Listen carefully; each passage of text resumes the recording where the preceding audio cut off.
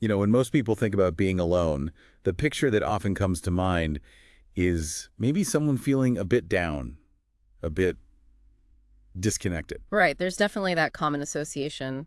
Sadness, maybe feeling unwanted. But what if that's not the whole story? What if there's like a subtle shift happening Yeah. where people are actually starting to see the upsides, the real benefits of their own company? Exactly. And that's really what we're digging into today. We're using this piece, Alone but Thriving, Finding Happiness in Your Own Company, as our guide. Okay. Think of it as exploring this quiet revolution, as the text calls it, Yeah. where solitude isn't viewed as this negative thing anymore. Right. Not a lack, but something else. Yeah, something positive, a space for, well, joy and even personal growth. So our goal today is to unpack that shift. Understand how the perspective is changing. Right, and look at some practical ways to actually, embrace being alone. And we'll touch on redefining it, some real steps to enjoy that time, and this core idea that happiness really does come from within. Okay, so let's start there with redefining being alone. The text draws a really clear line, doesn't it, between being alone and actually being lonely. It does, and it's crucial. It's all about the kind of relationship you build with yourself.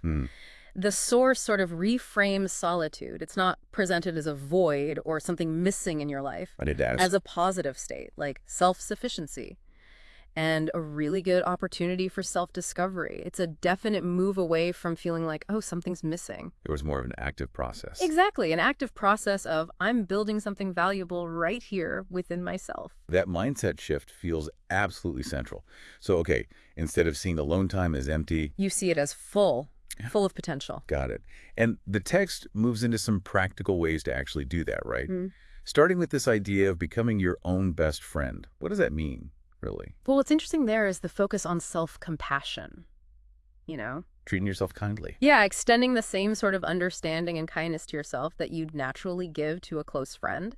Okay. So that involves tuning into what you actually need, going after your own interests, and even like deliberately setting aside time for yourself. The text mentions solo dates. I like that term, solo date. Makes it sound intentional. It is intentional and positive, nurturing that inner connection. Right. Okay, the next point was about creating a life that genuinely reflects you, your preferences, your style, without always needing to factor other people in. Mm-hmm. How does solitude help there? If you think about it, it connects to this bigger idea of intentional design in your life. Designing your life. Kind of. When you have more autonomy, more say over your environment and your schedule, you can actually shape a life that really clicks with your own energy, your own passions. The text suggests things like, setting up your living space just for your enjoyment. Oh, interesting. Not for guests, but for you. Primarily for you, yeah. And establishing routines that fit your natural rhythm, dedicating time to hobbies that you find exciting, all without that external pressure or judgment. Then there's this bit about embracing stillness, which feels almost radical in our super busy world. Why is stillness important here? That's such a key point, I think. It's about the value of quiet introspection. Just thinking. Pretty much. Solitude gives you that vital space for stillness.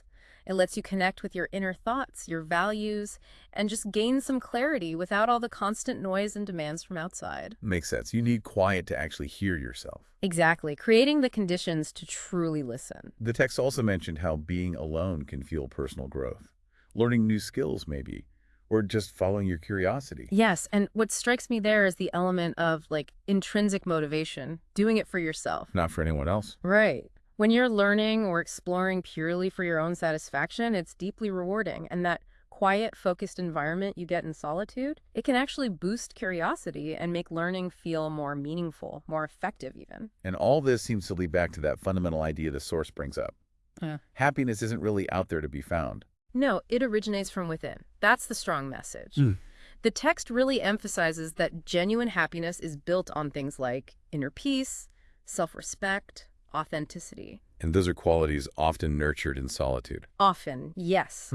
Because you have the space, the lack of distraction, the freedom from needing external validation to actually cultivate them. It's actually quite encouraging to think that this isn't just some niche thing, that, more people are finding this kind of contentment. The text calls it a quiet movement. Yeah, I liked that phrase too. It highlights that if you appreciate solitude, you're not, alone in that feeling. Yeah. This quiet movement idea suggests a broader shift in society, maybe, towards seeing the real value and potential for fulfillment in being comfortably, happily alone. So the big takeaway seems clear. Mm-hmm. Being alone really doesn't have to mean being unhappy. Not at all. It can actually be this powerful state, a catalyst for growth and finding your own kind of contentment. And the advice is quite actionable. Become your own friend. Design that life that fits you.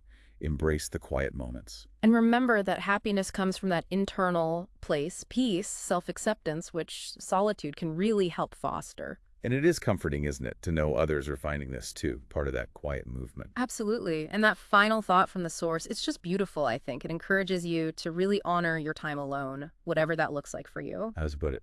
It says, take up space, laugh out loud, make memories with yourself, find beauty in your own rhythm. Wow. It's basically an invitation, isn't it? See, this time not as something to just endure, but as a chance to actively create positive experiences just for you. That's a really empowering note to end on. Which leads me to a final thought for you, listening. How might intentionally scheduling even small moments of solitude each day impact your own sense of inner peace and maybe self-discovery? Something to think about.